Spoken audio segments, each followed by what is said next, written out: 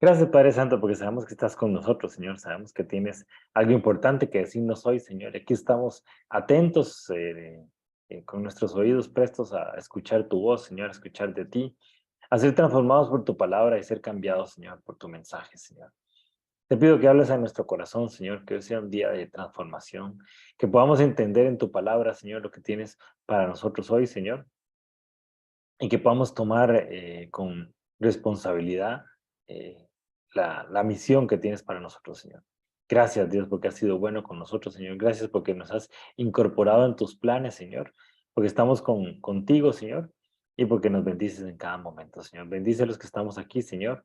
Prepara nuestros corazones, bendice las palabras que vamos a escuchar hoy, Señor, para que lleguen profundo a nuestro ser, Señor, y sean de transformación. Prepara los corazones de los que van a ver este video, Señor, y bendícenos a todos en todo momento. En el nombre de Cristo Jesús. Amén. Y amén. ¿Cómo les ha ido con Crónicas? Es un libro eh, difícil de digerir. Ujú, ujú. ¿Cómo les ha ido? Cuénteme.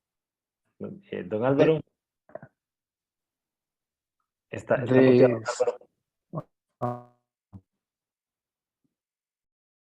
Don Álvaro está muteado, está muteado, está muteado, don Álvaro, no lo estamos escuchando. Ahora sí. Bueno, sí le digo que la lectura es bastante difícil porque yo al menos no puedo retener tanto nombre. Sí, ya le entiendo cuando ya llegué a la parte de, de que David es hijo de Isaí, entonces que ya uno va agarrando la línea, ¿verdad? Pero que los nombres que me los aprenda de imagen y son parecidos y raros. Pero, bueno, con la explicación de la vez pasada que usted dio, pues se me aclaró mucho, ¿verdad? Pero Ujú. sí, ¿verdad? Particularmente me cuesta. Sí, sí, es complicado esta parte y eso es lo que vamos a ver un poquito hoy, este, a entender un poquito lo que pasa en esos primeros 9 capítulos. Rafa, ¿querías decir algo? no, nada más que sí, es difícil, pero lo que pienso yo que uno que yo normalmente leo como en mi devocional, ¿verdad? Entonces yo decía, ay Dios, otra vez, otro día de genealogía, otro día y otro día, pero ¿cuándo van a acabar estas listas de, y yo creo como, o sea, yo en realidad veo así un montón de nombres así, yo hago así como, hijo de, como que los paso recto, la verdad. Creo que como cosas principales, como que David, que persona, que tales clanes, pero, y más que es bueno como que esté, siento yo que esto está en la Biblia como que le da la autoridad tiene también hasta un valor como, ¿cómo puedo decir? Como apologético. Ujú. Híjole, se nos fue Rafa. Ok. Fui yo, Sí, sí, no, pero ya ahora sí volvió. Es que estás como medio, perdón. No, medio no, como que pausado, tiene pero no, cierto no. valor, Ujú. pero no es como que tal vez sea necesario que uno se aprenda y tenga claro. Ok, sí, en realidad aprendérselo de memoria no tiene lógica, ¿verdad? No es para qué, para qué aprendérselos de memoria, pero sí creo que como dice Rafa, o sea, hay algunas cosillas ahí importantes que uno dice, mira qué vacilón, este, definitivamente están en la Biblia por algo, ¿verdad? No es que es una pérdida de tiempo que estén ahí en la Biblia. Lo que estuvimos hablando la semana pasada, y algo de eso habló don Álvaro, es que el libro de Crónicas, primero que nada, fue escrito después del exilio, ¿verdad?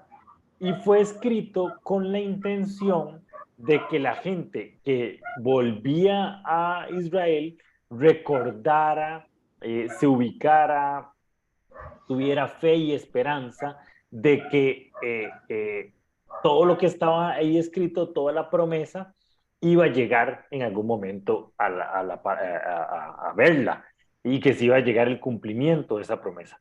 Lo que la gente estaba esperando es que el Mesías llegara, que estaba esperando la Nueva Jerusalén, todo eso que estuvimos hablando la semana pasada, pero no lo estaban viendo en ese momento. Y habían tenido la experiencia de haber perdido la tierra prometida, llegan a una ciudad destruida, la tratan de reconstruir y no les queda tan bonita, ¿verdad? Entonces estaban como tristes, preocupados, desesperanzados. Entonces el libro de Crónicas lo que hace es eso, hace como un resumen de toda la Biblia y empieza con esos 9 capítulos y ya hoy estamos en el día 10, entonces ya pasamos esas genealogías. Pero quería hablarles de la importancia de las genealogías y por eso el estudio de hoy se llama listados importantes, porque lo que vamos a hablar es un poco de genealogías y vamos a leer algunas genealogías, ¿verdad? Ya que pasamos los 9 capítulos, vamos a leer otras genealogías hoy para ver un poquito lo que tenemos y lo importante que tiene, o sea, la importancia de las genealogías. Entonces, la Biblia no solo en Crónicas tiene, sino en diferentes partes de la Biblia existen esas genealogías y nosotros tenemos la intención o la idea de saltárnosla y decir, no, esto está muy aburrido, pum, pásela. Pero definitivamente, de acuerdo a lo que leímos la semana pasada en 2 Timoteo 3:16, toda escritura es inspirada por Dios, entonces tiene un significado de que esté ahí. Está ahí por una razón. Entonces, aunque no es necesario aprendérselas de memoria, sí creo que es importante tomarse el tiempo para leerlas y algunos nombres van a saltarle. A mí me hizo gracia porque hace un tiempo Aníbal me estaba preguntando el significado del nombre de él. No sé si te acordás, Aníbal. Y el Sí, significado, no tanto, pero sí. el significado del nombre de Aníbal es hijo de Baal. Y entonces Aníbal decía, ay, nombre, qué cosa más fea, ¿por qué me pusieron así? Y cancelado, porque nada que ver. Pero resulta que en la genealogía de Saúl, yo no sé si viste ese detalle, Aníbal, en la genealogía de Saúl hay un hijo de Baal. Sí. Entonces, ese es Aníbal, el hijo de Baal. Entonces, estás ahí en la Biblia, ese nombre es bíblico, entonces, y está en la genealogía de Saúl. Bueno, ¿y quién fue Saúl? ¿Qué significa Saúl? Y todo lo que ya podemos entender un poco por qué ese nombre y qué es la idea del nombre. Estoy fregado, espero que ya se hayan cumplido las 1000 generaciones. Pero no, tranquilo, cancelado ahí. Pero entonces empiezan a salir ese poco de detalles que uno dice, mira qué interesante, esto está aquí, mira qué interesante, esto está acá, y nos ubica en el tiempo, nos ubica en los momentos y nos ubica en cuáles son los planes que Dios tiene. Entonces son importantes las genealogías.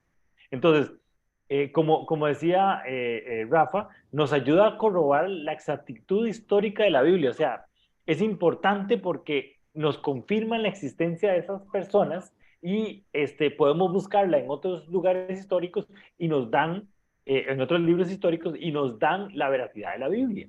Entonces, es importante porque nos da un lapso en el tiempo en donde está escrito esa historia, lo que está ahí en esa genealogía.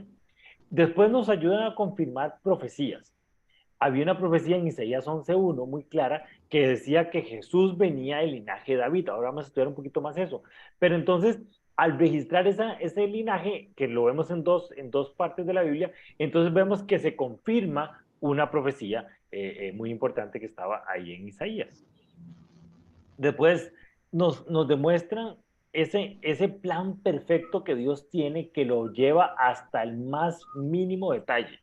Entonces, no es al azar que Dios hace las cosas, no es que Dios acomoda las cosas para que al final de cuentas cumpla, no, es que Dios tiene un plan perfecto y cada una de las personas que están ubicadas en esas genealogías son parte del plan perfecto de Dios. Dios quería levantar un pueblo y entonces le dice a Abraham, su descendencia va a ser como las estrellas del cielo, como la arena del mar. Y entonces uno dice, sí, es ese montón de gente, Pero para Dios no es un montón de gente, así como en grupo. No, cada esa persona tiene un nombre, cada esa persona tiene un lugar, una intención. Entonces, cuando vemos ese montón de personas, Dios había diseñado cada una de esas personas y las ubicó en el tiempo de acuerdo a su plan perfecto para que llegara Jesús, para que llegáramos nosotros y para que se cumpliera todo lo que estaba ahí planeado. Entonces no es ese mar de estrellas que uno ve en el firmamento, sino Dios tiene cada uno de esos nombres ubicados, pensados, diseñados y dirigidos. Entonces se vuelve muy lindo ver que nosotros estamos metidos ahí en la genealogía también y estamos también dentro de ese detalle perfecto que Dios tiene.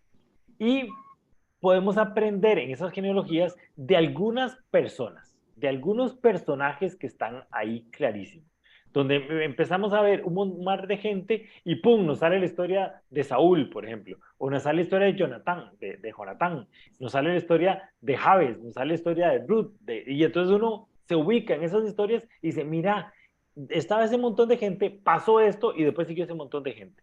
Entonces es lo bonito también de ver a la hora de estudiar las genealogías.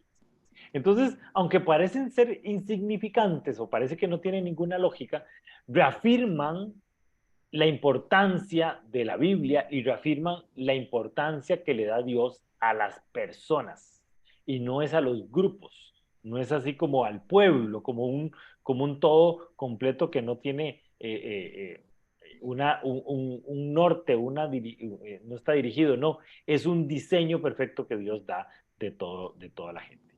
Entonces, en las genealogías de los primeros 9 capítulos de Crónicas, vemos diferentes grupos de genealogías y vamos a ubicarnos como estaban pensadas. Entonces, primero habla la genealogía de Adán, dando la importancia de el primer hombre que habitó en la tierra y cómo ese hombre fue desarrollando su historia en el mundo. Después, la genealogía de Noé. Es muy importante la historia de Noé porque Noé aparece en muchísimos libros históricos de diferentes tiempos. Noé, al ser una historia tan universal, meterla dentro de la Biblia, meterla dentro de la genealogía, mete a la Biblia dentro de un libro histórico y de peso importante para la historia de la humanidad. Entonces, por eso es tan importante la genealogía de Noé. La genealogía de Sem es muy interesante porque Sem no es el primogénito de Adán. Recuerden que Adán tuvo a Caín y a Abel. Y después, al hablar de la genealogía de Sem, se vuelve importante porque nos ubica dentro de la historia de Dios, o lo que Dios quiere ubicar en su historia, nos ubica a personajes importantes que no necesariamente fueron los primogénitos, pero sí fueron los que llevaron la bendición, los que llevaron la historia de acuerdo al plan de Dios, ¿verdad? Acuérdense que Caín mató a Abel y Caín, al final de cuentas, se pierde dentro de la historia y el que queda, el que se mantiene dentro de la historia bíblica es Sem, ¿verdad?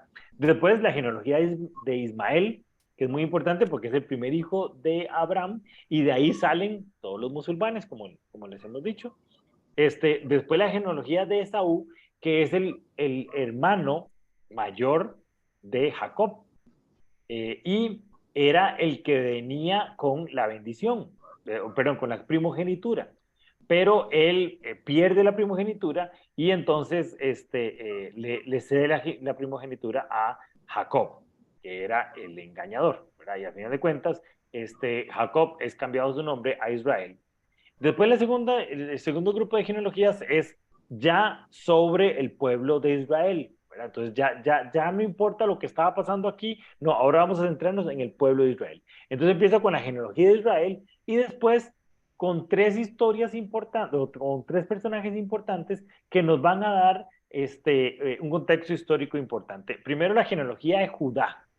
¿Por qué es tan importante la genealogía de Judá? Judá no es el primer hijo de Israel. Pero en Crónicas hacen la genealogía de Judá porque de la línea de Judá es que va a venir David, que va a venir el Mesías y era la genealogía. Recuerden que cuando el pueblo de Israel sale a Babilonia, 10 tribus de Israel se pierden, o sea, son mezcladas, pierden su linaje. Entonces, cuando vuelve el pueblo de Israel a la tierra prometida, después del exilio, no vuelven las 12 tribus, vuelve 2 tribus nada más, la tribu de Judá y la tribu de Benjamín. Por eso es que después del exilio se hablan de los judíos, porque son de la tribu de Judá. En realidad son la tribu de Judá y tribu de Benjamín, que se centran ya solo en Jerusalén.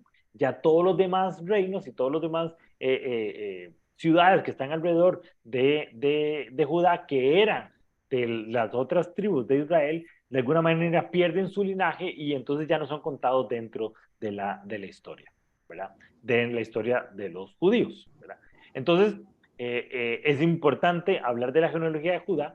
La genealogía de David es sumamente importante porque recuerden que están el pueblo de Israel cuando vuelve del exilio y no ve las cosas como ellos pretentaban estar, están esperando el Mesías. Y la profecía en Isaías decía que el Mesías va a venir de David. Entonces empiezan a resguardar muy celosamente la genealogía de David para ubicar fácilmente al Mesías. Y el primer hijo, bueno, el hijo que sigue el reino de David no es el primer hijo, sino es Salomón. Entonces por eso empieza a hablar de la genealogía de Salomón. Y después termina con la genealogía de las otras tribus de Israel, de Judá, la vuelve a repetir, pero desde otra perspectiva, Simeón, Rubén, Gad, 2 tribus y media, que es Manasés, que es Benjamín, Leví, empieza a hablar de los cantores, de Aarón, de los levitas, y empieza a hacer como un barrido de todo el pueblo de Israel que había seguido. Y después, ¿cuáles eran los hijos que volvieron de Babilonia? Los que son repatriados, o sea, los que volvieron del exilio de Babilonia a Jerusalén. Esto es muy importante porque recuerden que a ellos, a esas tribus, son las que el libro de Crónicas está escribiendo para llenarlos de esperanza y llenarlos de buenas noticias para esperar que pronto va a llegar el Mesías, que pronto va a llegar la Nueva Jerusalén, que pronto vamos a llegar a ver el cumplimiento de todas las promesas. Entonces, esos 9 capítulos, la idea es sentar las bases bien claras de a quién está escribiendo, por dónde va el asunto, que es un poco de historia, y empieza en el capítulo 10 ya a contar la historia desde David, que es como la cumbre del pueblo de Israel, la cumbre del reinado de David, que fue el reinado más grande y de más bendición que ha tenido el pueblo de Israel en su historia, ¿verdad? Entonces empieza a contar la historia ahí, desde una óptica, como les decía la semana pasada, desde una óptica post-exilio, ¿verdad? Desde una óptica diferente a como está escrito la historia en Primera de Reyes y en Samuel, ¿ok? Entonces, por ejemplo, vemos cosas como lo que pasa en Primera Crónicas 4 del 1 al 13. Teito, como a usted le gusta leer tanto, Voy, léase voy. ahí del 1 al 13. Son 2 pantallas, entonces, para que sepa. Ok. Primera de Crónicas 4 del 1 al 13. Los hijos de Judá, Fares, Hezrón, Carmi, Hur y Sobal. Reaía, hijo de Sobal, engendró a Jahat. Y Jahat engendró a Jumaí y a Lahat. Estas son las familias de los soratitas. Y estas son las del padre de Etán, Jezreel, Isma e Ibdas. Y el nombre de su hermana fue Haselelpone. Penuel fue padre de Gedor y Eser padre de Usa. Estos fueron los hijos de Ur, primogénito de Efrata, padre de Belén. Asur, padre de Tecoa, tuvo 2 mujeres, Ela y Nahara. Y Nahara dio a luz a Susán, Efer, Temení y a Hastarí. Estos fueron los hijos de Naara. Los hijos de Ela, Seret, Jezoar y Etnán. Cos engendró a Anub, a Sobeba y la familia de Ahargel, hijo de Harún. Y Jabes fue más ilustre que sus hermanos, al cual su madre llamó Jabes, diciendo, por cuanto lo di a luz en dolor, e invocó Jabes al Dios de Israel, diciendo, oh, si me dieras bendición y ensancharas mi territorio, y si tu mano estuviera conmigo y me libraras del mal, para que no me dañe. Y le otorgó Dios lo que pidió. Kelub, hermano de Súa, engendró a Mehir, el cual fue padre de Estón. Y Estón engendró a Bet-Rafa, a Paseat y a Tejina, padre de la ciudad de Najas. Estos son los varones de Reca, los hijos de Cenaz, Otoniel y Seraías. Los hijos de Otoniel, Hataz y Meonotai, el cual engendró a Ofra. Y Seraías engendró a Joab, padre de los habitantes del valle de Caricín, porque fueron artífices. Ahí lo dejé. Ajá. Vean qué interesante, porque está Crónicas hablando de todo este montón de personas, de los hijos de Judá, y empieza a contar uno y el otro y el otro, y empieza a contar, y contamos alrededor de 14 o 15 personas, y después, y Jabes fue más ilustre que sus hermanos, el cual su madre llamó Jabes, diciendo, y empieza a contar la historia de Jabes como algo como que no debería estar ahí, como que estamos hablando de una historia y empezó a contarnos esta otra cosa que uno dice, ¿y dónde salió eso?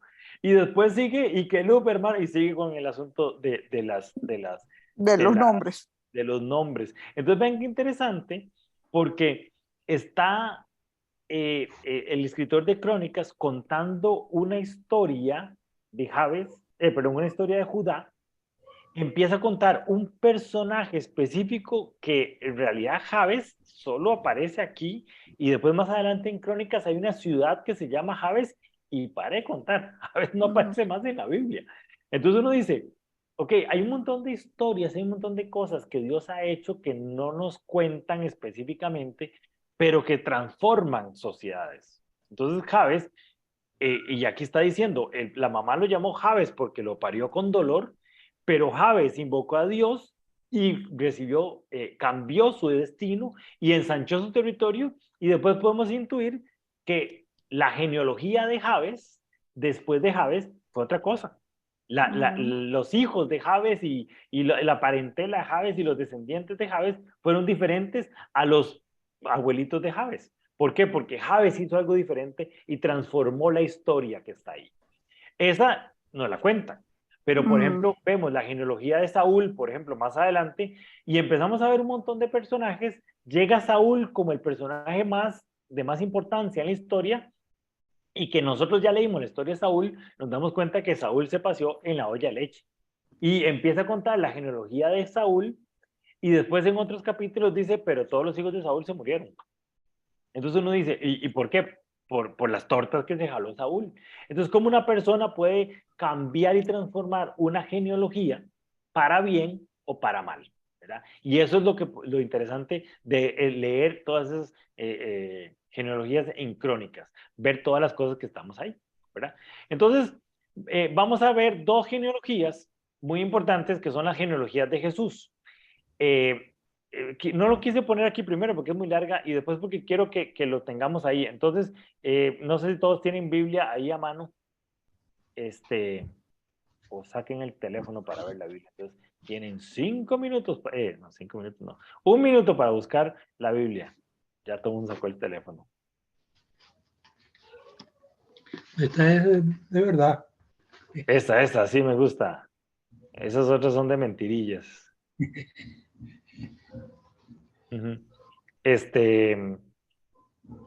Don Álvaro, ¿tiene ahí Mateo 1, del 1 al 17?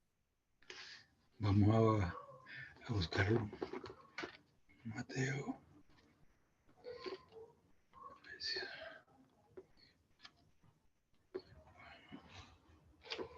Marco. Mateo. Del 1 al 17. Exactamente. Si quiere nos lo lee ahí.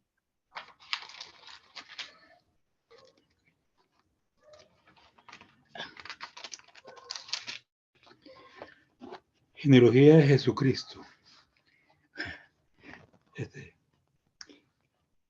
Libro de la genealogía de Jesucristo, hijo de David, hijo de Abraham.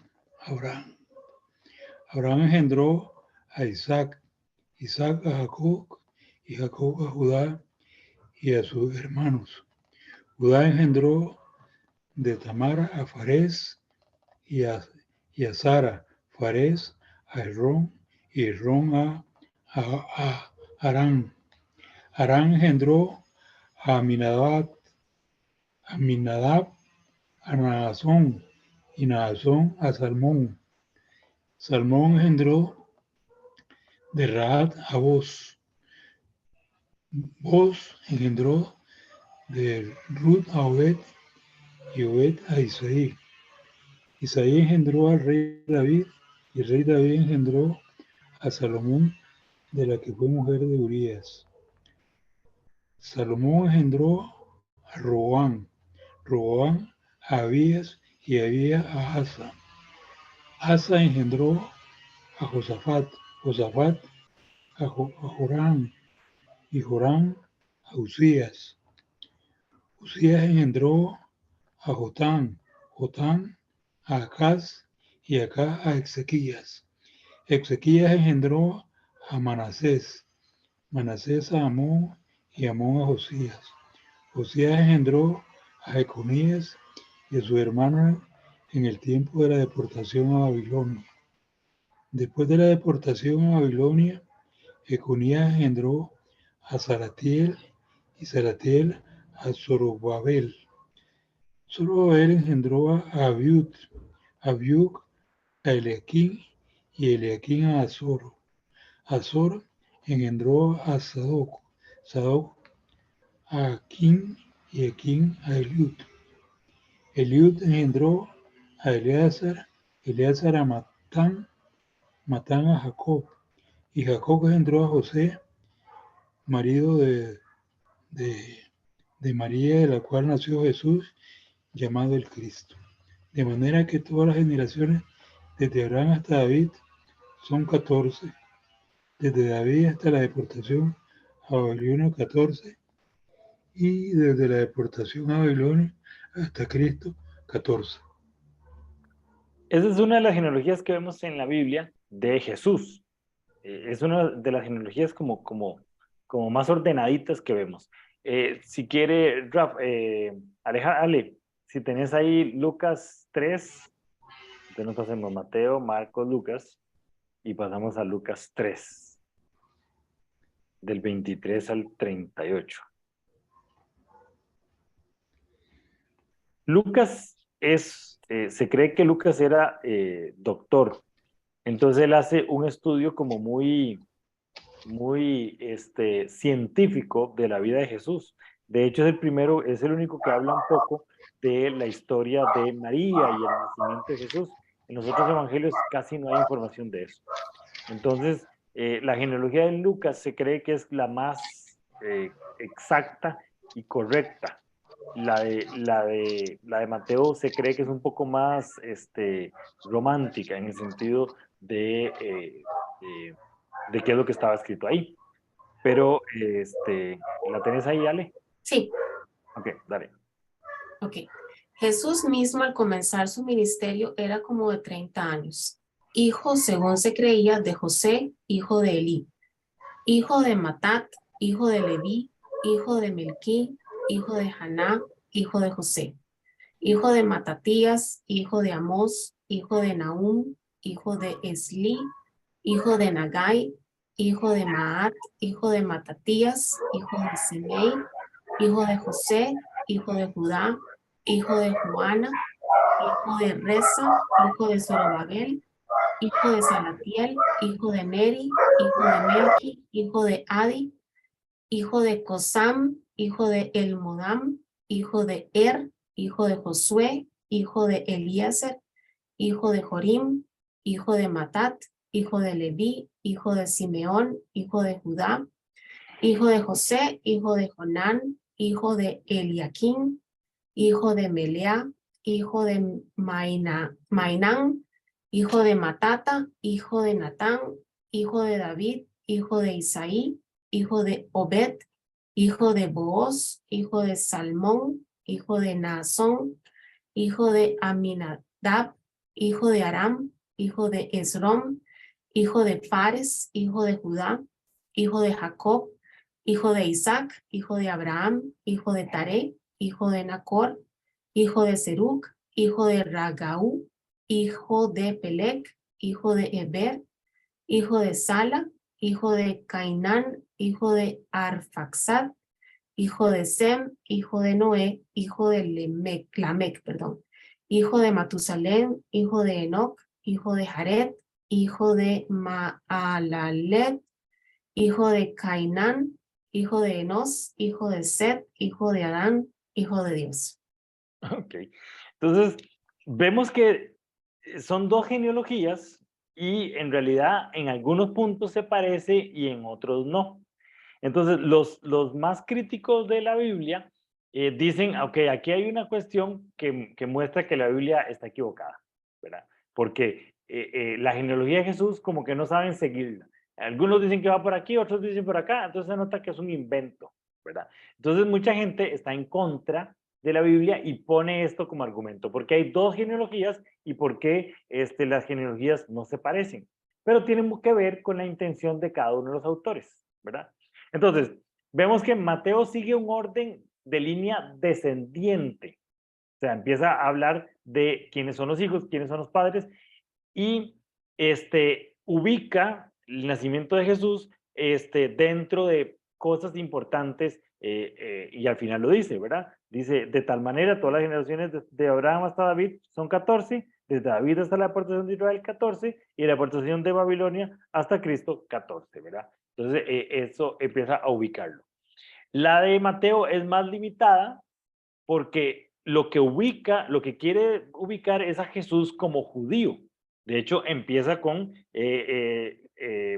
Abraham engendró a Isaac. O sea, no le importa detrás de Abraham qué fue lo que había pasado. Lo que importa es que Jesús es judío. En cambio, Lucas se va un poco más atrás de Abraham y entonces ubica la genealogía de Abraham y llega hasta Adán y llega a Dios mismo. Después de Mateo demuestra que Jesús tiene una condición exacta de rey de Judá. Y entonces ubica a Jesús con varios reyes del reinado de David y reyes importantes. Y entonces lo ubica del lado de Salomón, ¿verdad? Que fue el rey que siguió después de David. Y en cambio, Lucas ubica a David, pero no ubica a Salomón, sino ubica a otros hermanos, ¿verdad? Lucas añade, como le dije, la línea genealógica detrás de Abraham y ponen a David y a Salatiel y Mateo relaciona esos con dos nombres importantes que son Salatiel y Zorobabel, que aparecen en las dos genealogías, pero que aparecen como con padres diferentes, y entonces empiezan a haber diferencias por ahí en las genealogías, ¿verdad? Mateo omite algunos nombres que repite Lucas. Lucas repite muchos nombres y Lucas no hace exclusión de nombres, pone a todos de una manera sistemática. ¿Okay?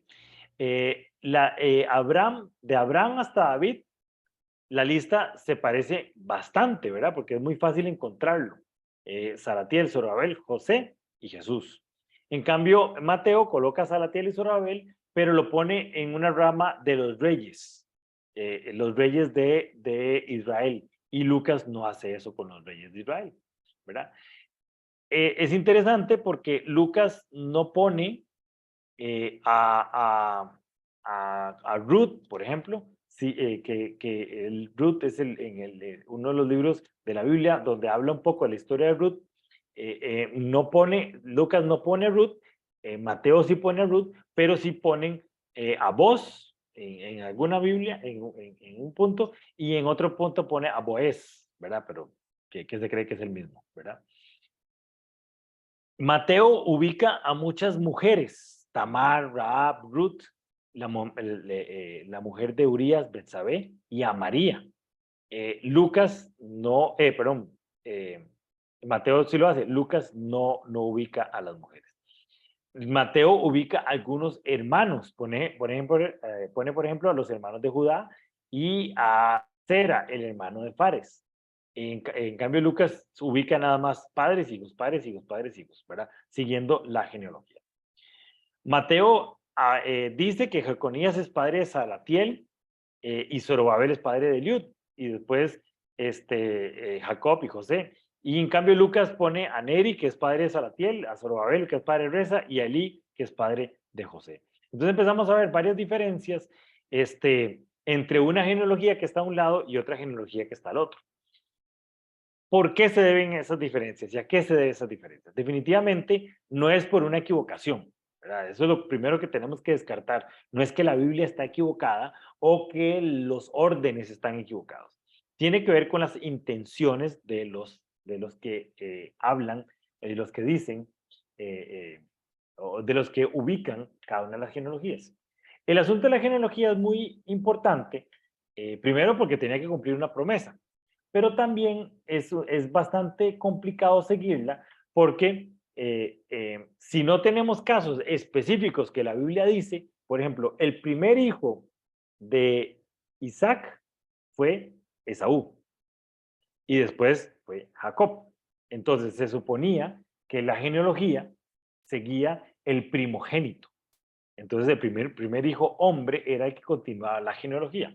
Entonces el que tenía que continuar la genealogía era Esaú. Y entonces los hijos de Esaú tenían que continuar y seguir el primer hijo de Esaú. Pero tenemos el caso específico de Esaú, por ejemplo, que Esaú vendió la primogenitura por un plato de lentejas y después fue engañado y perdió la bendición de Dios, del papá, a manos de Jacob. Entonces, esa historia sí la tenemos. Entonces, cuando empiezan a hablar de las genealogías, por ejemplo, Mateo dice, Isaías tuvo a Jacob y a los hermanos, ¿verdad? Hablando de todos los hermanos de la tribu, perdón, a Jacob y a Judá y a todos los hermanos de la tribu de Judá. Pero no hace específico que Judá no era el primer hijo, sino, ¿por qué? Porque sabemos que por ahí viene la genealogía de Jesús, ¿verdad? Entonces, por ejemplo, vemos que Abraham engendró a Isaac, Isaac a Jacob, y así lo ubica, no dice, bueno, Isaac engendró a Esaú, que en realidad era el que tenía la genealogía, pero la perdió, y el que sigue la genealogía es Jacob, ¿verdad? En ese caso sí lo tenemos específico, pero en otros casos no lo tenemos específico, y entonces se cree que hay un montón de personajes que Lucas dice que no tuvieron hijos. Entonces, cuando el primogénito no tenía hijos, no es que se perdía esa genealogía, sino simplemente el hermano tenía que casarse con la esposa y entonces tener hijos. Entonces, esa es una de las teorías que dice que porque hay una genealogía en Mateo y otra en Lucas. Pero lo importante es el por qué. ¿Okay? La genealogía de Mateo lo que pretendía demostrar era que Jesús tenía una descendencia directa de David y que lo que era un montón de reyes descendientes, porque la profecía dice que el reinado de David no va a tener fin y que va a llegar un Mesías del reinado de David. Entonces lo que Mateo lo que buscaba era esos reyes que estaban ahí en la genealogía de David para que continuarlo y estamos esperando el Mesías que viene ahí, ¿verdad? Y Jesús cumple con esos Mesías. Y después lo que busca afirmar era que Jesús era legítimamente judío, que venía directamente de la figura de Abraham. ¿Sí? En cambio, Lucas lo que busca es presentar una genealogía totalmente del orden natural y humana. O sea, lo que buscaba era que Jesús era un hijo de hombre, que lo que buscaba era que venía de hombres, y aquí están ubicados, y estos son los hombres, y de acuerdo a una genealogía basada en las leyes leyes hebreas. Y entonces viene de la tribu de Abraham, de acuerdo a las leyes hebreas. ¿Okay? Tenemos un gran problema con Jesús, que Jesús no tiene un papá hombre, tiene una mamá humana, ¿verdad? Que es María, pero no tiene un papá hombre, que es Dios, ¿verdad? Recordemos que José no tuvo nada que ver en el nacimiento de Jesús.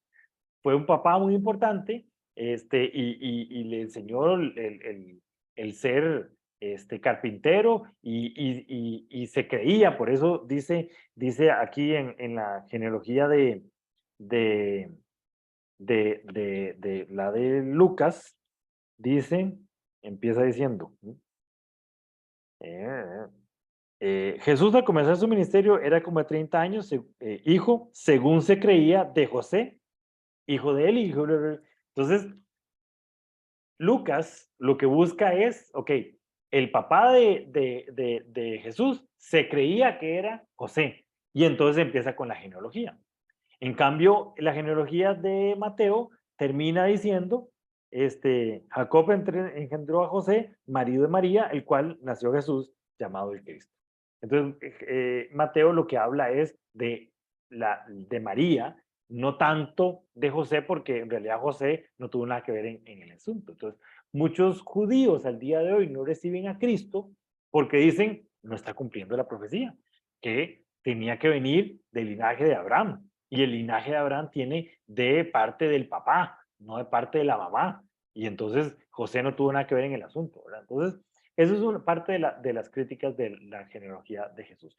Pero lo importante es entender que estudiamos el por qué, estudiamos de dónde viene por una intención muy importante, de acuerdo a lo que se quiere lograr en el texto bíblico y qué es lo que queremos hablar. Entonces, Lucas quería hablar de que Jesús es un hijo de hombre, y Mateo lo que quería hablar es que Jesús viene a confirmar que es el Mesías. ¿Sí? Dirigido, porque está muy dirigido a quien estaba escrito. Mateo lo que estaba escribiéndole a judíos, y Lucas estaba escribiéndole a gentiles. ¿Sí? Entonces, por eso es tan importante ese asunto de la genealogía. Lo importante es la profecía, las profecías que cumplía Jesús por medio de su nacimiento, y cuál era, de dónde venía ese nacimiento. ¿Okay? Pero con esto quería terminar. Y para nosotros, ¿qué significa todas estas genealogías? Y para nosotros, ¿en qué podemos aprender de estas genealogías? Y es que cuando estaba leyendo todas estas personas y pensando en esto que les hablaba ahora de las estrellas del cielo, que Abraham dijo, la promesa de Abraham era que su descendencia iba a ser como las estrellas del cielo. Y ahora en Crónicas tenemos 9 capítulos de un montón de personas que nada más son los primogénitos o los más importantes de cada una de las familias. Pero después de cada familia hay más hermanos, hay más hijos, hay más personas, hay más allegados, hay más familia, y entonces cada uno se da cuenta que entraron a Egipto, por ejemplo, alrededor de 23 personas, ¿verdad? Que eran los 12 hijos de Israel, la esposa y alguna gente, y salieron 5 millones de personas de Egipto. Y esas 5 millones de personas tienen nombre y apellido, ¿verdad? Entonces, vamos a hacer un cálculo sencillo en nosotros. Cada uno de nosotros tenemos una mamá y un papá, 2 personas.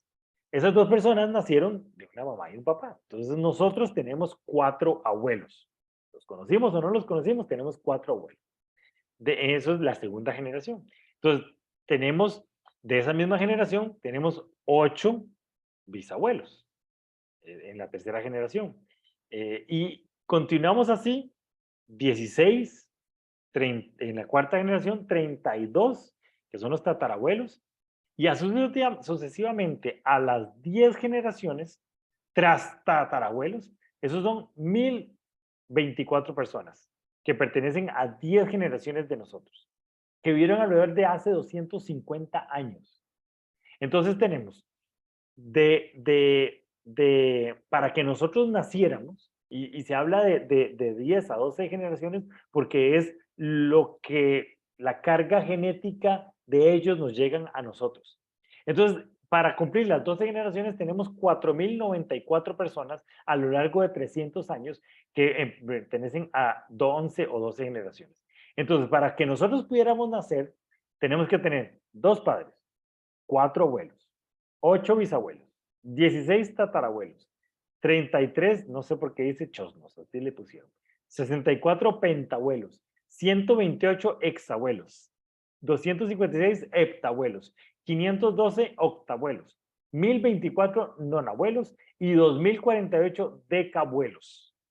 Ese montón de personas, que son alrededor de esas 3.000 personas, son las que nos dieron la carga genética para que nosotros naciéramos. Y entonces cuando vemos todas esas generaciones que vinieron de parte de Adán y Matusalén y Isaac y Jacob y David y Salomón y Salmón y un montón de gente, toda esa carga genética para que llegara Jesús. Y nosotros empezamos a pensar, bueno, nosotros no tenemos un Abraham, tenemos 2048 decabuelos. Y empezamos a tirar para atrás y hacer esa carga genética y nos damos cuenta que todos ellos fueron necesarios para que nosotros naciéramos. Qué importante todo ese montón de personas que pusieron su granito de arena para que nosotros naciéramos y fuéramos como somos, con la carga genética que tenemos nosotros en este momento. Entonces, esos 4.094 antecesores es para que nosotros estemos aquí. Imaginemos cuántas luchas, cuántas guerras, cuánta hambre, cuántas dificultades, pero también cuánto amor, cuánto cariño, cuánta alegría, cuánta esperanza, cuánta fuerza tuvieron que vivir todo ese montón de personas para que nosotros estemos vivos. Y no solo para que existiéramos, sino para que existiéramos tal y como somos. Pero lo más bonito es que después de nosotros va a haber otro montón de gente. Entonces, esas 4.000 personas llegaron y pusieron su granito de arena para que nosotros fuéramos lo que fuéramos.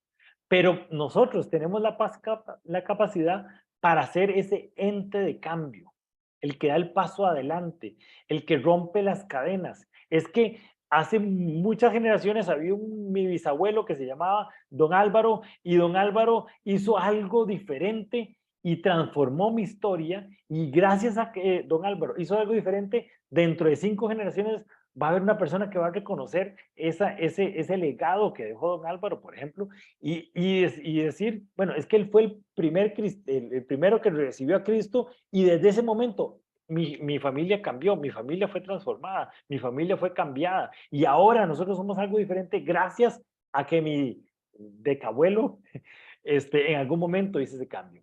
Esa persona que dio la milla extra, ese cambio de destino de una generación completa. Nosotros tenemos la capacidad de ser ese ente de cambio, de ser ese parteaguas en nuestro árbol genealógico, decir, ok, antes de Esteban y después de Esteban, antes de Teo y después de Teo, mi generación fue cambiada. Y entonces quería dejarles aquí la oración de Jabes, que está muy metida en esa lógica de una genealogía, Jabes, y después de Jabes, otra historia que fue transformada ahí. Y es una oración muy linda y la hemos estudiado varias veces, pero ahora dentro del marco de crónicas y de ese montón de historias, ese montón de nombres, que a veces se vuelve un poco sin ninguna lógica, encontrarnos la oración de Jabes así, nos damos cuenta de la importancia que tiene la historia de una persona en un cambio generacional que hizo Jabes. Entonces dice, no, voy a poner ahí a Kenita, si quieres puedes leer ahí la oración de Jabes. Sí. Oh, si me dieras tu bendición y ensancharas mi territorio, si tu mano estuviera conmigo y me libraras del mal para que no me dañe, y le otorgó Dios lo que pidió. Voy a dejarles esta oración para que nos quedemos con esta idea de poder cambiar la historia y tener nuestra propia oración. No la oración de Javes, sino la oración de Rafa, por ejemplo. Y es que mi tatarabuelo Rafa tenía una oración y tenía una manera de vivir y eso hizo que mi generación fuera cambiada totalmente. Voy a dejarles esa oración y voy a pasárselas al chat para que la tengamos ahí presente y hagamos nuestra propia oración y tengamos esa idea de transformar nuestra generación y nuestra sociedad. Eso es lo que tenía para ustedes hoy. No sé si tienen alguna pregunta.